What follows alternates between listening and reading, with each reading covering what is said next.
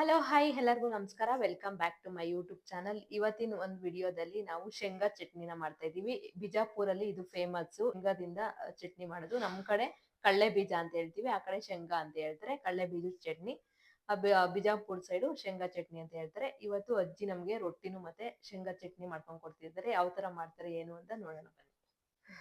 ಶೇಂಗಾಕ ಹೆಸರು ಅಂದ್ರನ ಬಡವರ ಬದ್ದಾಮಿ ಕಡ್ಲೆಕಾಯಿ ಅಂತ ಹೇಳಂದು. ಬಿಜಾಪುರ ಸೈಡ ನಾವು ಶೇಂಗಾ ಭಾಳ ಬಳಸ್ತೀವಿ. ಊಟಕ್ಕೆ ಕುಂತ್ರ ಸಹಿತ ನಮ್ಗೆ ಶೇಂಗಾದ ಕಾಳು ಹುರಿದು ಇಟ್ಕೊಂಡಿರ್ತೀವಿ, ಅದನ್ನ ಜೊತೆ ತಿಂತಿರ್ತೀವಿ ನಾವು. ಅಂದ್ರೆ ಅದರಿಂದ ಹಲ್ಲನು ಗಟ್ಟಿ, ಕೊಲ ಮನುಷ್ಯ ಗಟ್ಟಿ ಆಕ್ಕಾನ. ಹಿಂಗಾಗಿ ಯಾವುದೇ ರೀತಿ ಅಂದ್ರ ಸ್ವಲ್ಪ ಬಡ ಜನ ಭಾಳ ನಮ್ಮ ಕಡೆ ಬಿಜಾಪುರ ಸೈಡ ಬದಾಮಿ ಕೊಂಡ್ಕೊಂಡು ತಿನ್ನೋದಾಗಂಗಿಲ್ಲ ಅಂತಂದು ಹೆಚ್ಚಾನೆಚ್ಚು ನಾವು ಹುರಿದು ಶೇಂಗಾ ಅದ್ರಲ್ಲಿಂತ್ರ ಉಂಡಿ, ಹೋಳ್ಗಿ, ಚಟ್ನಿ ಮತ್ತು ಪಲ್ಯಗಳಿಗೆ ಸಹಿತ ನಾವು ಶೇಂಗಾದ ಪುಡಿನ ಉಪಯೋಗಿಸ್ಕೊಂಡು ಹಾಕೊಂತೀವಿ. ನಾವು ಶೇಂಗಾವನ್ನು ಭಾಳ ಬಳಸ್ತೀವಿ. ಅದಕ್ಕೆ ಇವತ್ತೊಂದು ಏನೋ ಒಂದು ಶೇಂಗಾ ಚಟ್ನಿ. ಮೊಮ್ಮಕ್ಳು ಎಲ್ಲಾರು ಏನಂದ್ರು, ಅಜ್ಜಿ ಬೆಂಗಳೂರಿಗೆ ಬಂದು ಶೇಂಗಾ ಚಟ್ನಿ ಮಾಡಿಕೊಡ ಅಂದ್ರು. ಅದು ಅವ್ರ ಸಲುವಾಗಿ ಇದೊಂದು ಶೇಂಗಾ ಚಟ್ನಿ ತಯಾರು ಮಾಡಕತ್ತೀನಿ. ನೀವು ನೋಡ್ರಿ, ನೋಡ್ಕೇಸಿ ನೀವು ನಿಮ್ಮ ಮನೆಯೊಳಗೆ ಮಾಡ್ರಿ. ಅದಕ್ಕೆ ಬೇಕಾಗುವಂಥ ಸಾಮಾನುಗಳು ಇಲ್ಲಿ ಇಟ್ಟಿನಿ, ನಿಮಗೆ ತೋರಿಸ್ತೀನಿ. ಮೊದಲು ಹುರಿದ ಶೇಂಗಾ ತಗೋಬೇಕು. ಆಮೇಲೆ ಉಪ್ಪು, ಬೆಳ್ಳುಳ್ಳಿ, ಕರಿಬೇವು ಮತ್ತು ಜೀರಿಗೆ ಮತ್ತು ಖಾರ ಪುಡಿ. ಇದ್ರ ಜೊತೆ ನೀವು ಕೊತ್ತಂಬರಿ ಇದ್ರೂ ಬಳಸ್ಬೋದು. ಕೊತ್ತಂಬರಿ ಸೊಪ್ಪು ತೊಗೊಂಡ್ಕೇಸಿಂದ ಬಳಸಿ ಅಷ್ಟು ಕೂಡಿಸಿ ಏನು ಮಾಡಬೇಕು, ಮಿಕ್ಸರ್ಗೆ ಹಾಕ್ಕೊಂಡು ಚಟ್ನಿ ತಯಾರು ಮಾಡಬೇಕು. ಈಗ ನಿಮ್ಗೆ ಅದನ್ನು ತಯಾರು ಮಾಡೋದು ತೋರಿಸ್ತೀನಿ. ಮೊದಲು ಶೇಂಗಾ ಹಾಕ್ಕೋಬೇಕು,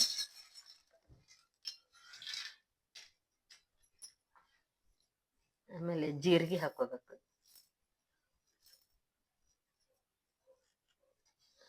ಆಮೇಲೆ ಸ್ವಲ್ಪ ಉಪ್ಪು,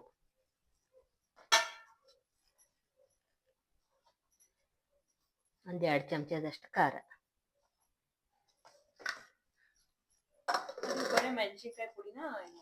ಖಾರದ ಪುಡಿ. ಇದು ಈ ಕಡೆ ನೀವೇನಂತೀರಿ, ನಾರ್ಮಲ್ ಚಿಲ್ಲಿ ಪೌಡ್ರ್ ಅಂತ, ನಾವು ಖಾರ ಪುಡಿ ಅಂತೀವಿ ನಾವು. ಅಂದ್ರೆ ಬರೀ ಮೆಣಸಿನ್ಕಾಯಿ, ಉಪ್ಪು ಅಷ್ಟೇ ಸೇರಿಸಿ ಮಾಡಿದ್ದಿದ್ದು. ಮತ್ತೇನು ಇದ್ರೊಳಗೆ ಮಸಾಲೆ ದಿನಸದು ಏನೂ ಇರೋದೇ ಇಲ್ಲ. ಇದನ್ನ ಹಾಕೊಂಡು ಈಗ ನಾವು ಮಿಕ್ಸರ್ಗೆ ಹಾಕೋಬಹುದು. ಈಗ ಇದನ್ನ ಮಿಕ್ಸಿ ಮಾಡ್ಕೊಂಡಿನಿ, ಅಂದ್ರೆ ಅರ್ಧಂಬರ್ಧ. ಆಮೇಲೆ ಇದನ್ನ ಒಂದು ಸ್ವಲ್ಪ ತೆಗೆದು, ಆಮೇಲೆ ಇದನ್ನ ಬೆಳ್ಳುಳ್ಳಿ ಮತ್ತು ಕರಿಬೇವು ಎರಡೂ ಸೇರಿಸಿ ಇನ್ನೊಂದು ಸ್ವಲ್ಪ ಮಿಕ್ಸಿ ಮಾಡಿಬಿಟ್ರೆ ಚಟ್ನಿ ತಯಾರಾಗುತ್ತೆ. ಈಗ ಶೇಂಗಾ ಚಟ್ನಿ ತಯಾರು ಮಾಡೀನಿ. ಇದನ್ನ ರೊಟ್ಟಿ ಜೊತೆ, ಚಪಾತಿ ಜೊತೆ, ದೋಸೆ ಮಾಡ್ತಿರ್ತೀವಲ್ಲ ಅವಾಗ ಮ್ಯಾಲೆ ಉದುರಿಸ್ಕೊಂಡು ತುಪ್ಪ ಅಥವಾ ಬೆಣ್ಣೆ ಹಾಕ್ಕೊಂಡು ಅವಾಗೂ ತಿನ್ಬೋದು. ಮತ್ತು ಉಪ್ಪಿಟ್ಟು, ನಮ್ಮ ಸೈಡ್ ಬಿಜಾಪುರ ಸೈಡ್ ಉಪ್ಪಿಟ್ಟಿನ ಜೊತೆ ಶೇಂಗಾ ಚಟ್ನಿ, ತುಪ್ಪ, ಉಪ್ಪಿನಕಾಯಿ ಹಾಕ್ಕೊಂಡು ತಿಂತೀವಿ. ಪ್ರತಿಯೊಂದಕ್ಕೂ ನಮ್ಗೆ ಆ ಕಡೆ ಚಟ್ನಿ ಹೆಚ್ಚಬೇಕು. ಅದಕ್ಕೆ ನಾವು ಈ ಥರ ಮಾಡಿಟ್ಕೊಂಡು 15 ದಿವಸ, 1 ತಿಂಗಳ ತನಕ ಇದೇನು ಕೆಡೋದಿಲ್ಲ. ಈ ರೀತಿ ಮಾಡಿಕೊಂಡು ಇಟ್ಕೊಂಡು ನಾವು ತಿನ್ಬೋದು. ಅನ್ನದ ಜೊತೆ ಎಲ್ಲದ್ರ ಜೊತೆನೂ ಬರ್ತೈತಿ. ಇದು ಭಾಳ ಟೇಸ್ಟಿಯಾಗಿರ್ತೈತೆ, ರುಚಿ ಭಾಳ ಇರ್ತೈತಿ. ನೀವು ಮಾಡಿಕೆಸಿಂದ ತಿಂದು ನೋಡಿ, ತಿಳಿಸ್ರಿ. ಡಬ್ಬಿ ಒಳಗೆ ಹಾಕಿ ಮುಚ್ಚಿಟ್ಟು ನೀವು 8 ದಿನ 15 ದಿನ ಗಟ್ಟಲೆ ಆದ್ರೂ ಏನೂ ಆಗೋದಿಲ್ಲ, ಕೆಡಂಗಿಲ್ಲ. ಇದು ಈ ಥರ ಸ್ಟೋರ್ ಮಾಡಿ ಇಟ್ಕೊಂಡು ತಾವು ತಿನ್ಬೋದು. ಎಲ್ಲದ್ರ ಜೊತೆನೂ ರುಚಿಯಾಗಿರ್ತೈತಿ, ಬೇಕಾದಂಗೆ ತಿನ್ಬೋದು ನಾವು.